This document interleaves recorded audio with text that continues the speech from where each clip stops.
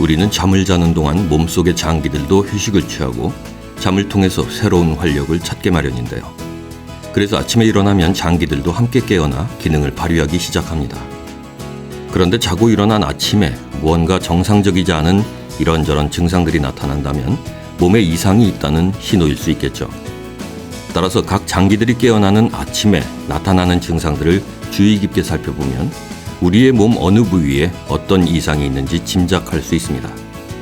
네, 오늘 정보톡톡은 아침에 나타나는 증상별 진단이라는 제목으로 건강 상태를 진단하는 방법을 소개합니다.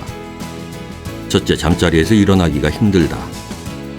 아침에 유난히 잠자리를 떨치고 일어나기가 힘들다고 말하는 사람들이 있죠. 단순히 아침 잠이 많아서라고 가볍게 치부할 수 없다면 만성 피로를 의심해봐야 합니다.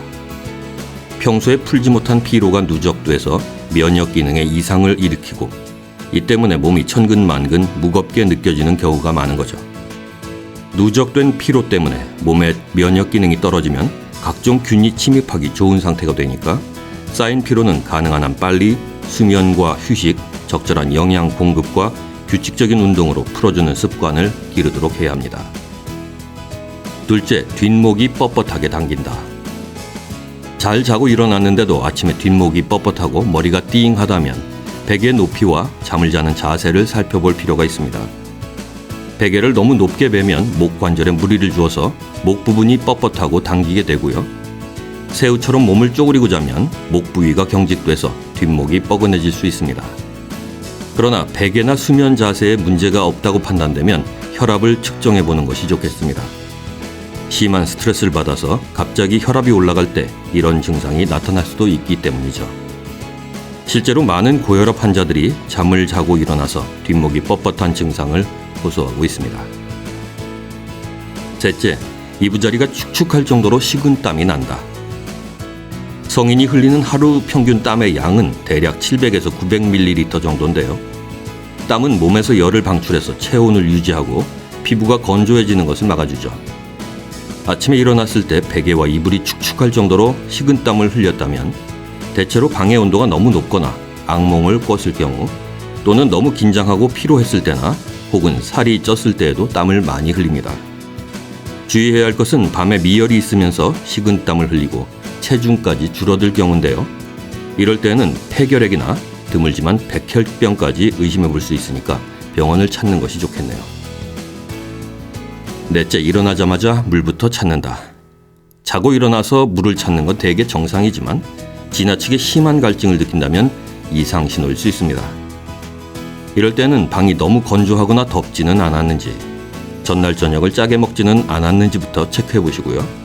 만일 이런 일이 없는데도 매일 아침에 갈증을 심하게 느낀다면 당뇨를 의심해 봐야 합니다. 당뇨병은 혈당을 조절하는 기관인 췌장에서 나오는 인슐린이 제 기능을 못해서 생기는 병으로 목이 마르고 소변을 많이 보게 되며 많이 먹지만 체중은 감소합니다.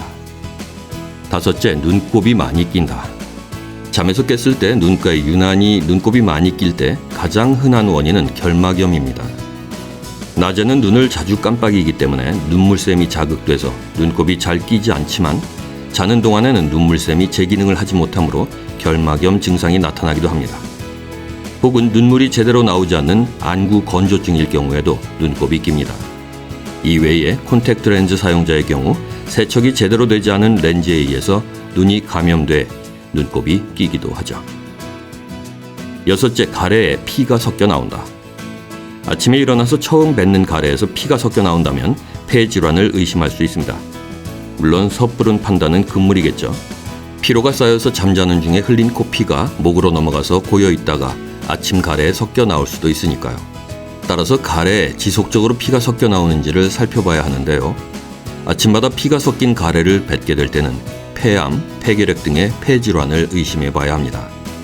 이 밖에도 기관지 확장증, 기관지염 등 기관지 질환이 있는 경우에도 같은 증상이 있을 수 있으니까 지속적으로 이러한 증상이 계속될 때는 병원을 찾도록 하세요.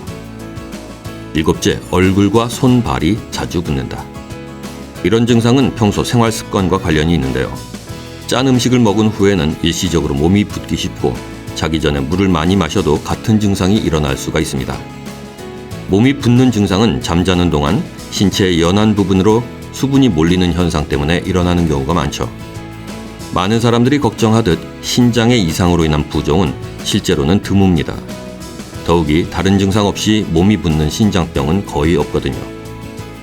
그러나 평소와 달리 갑자기 몸이 붓기 시작한다면 심장, 신장, 간장을 검사하고 순환계 이상도 확인하는 것이 좋습니다. 검사 결과 이상이 없는데도 계속 부기가 지속된다면 되도록 음식을 싱겁게 먹고 잠자리에 들기 전 간식이나 수분 섭취를 줄여보세요. 8번째, 양치할 때 헛구역질이 난다.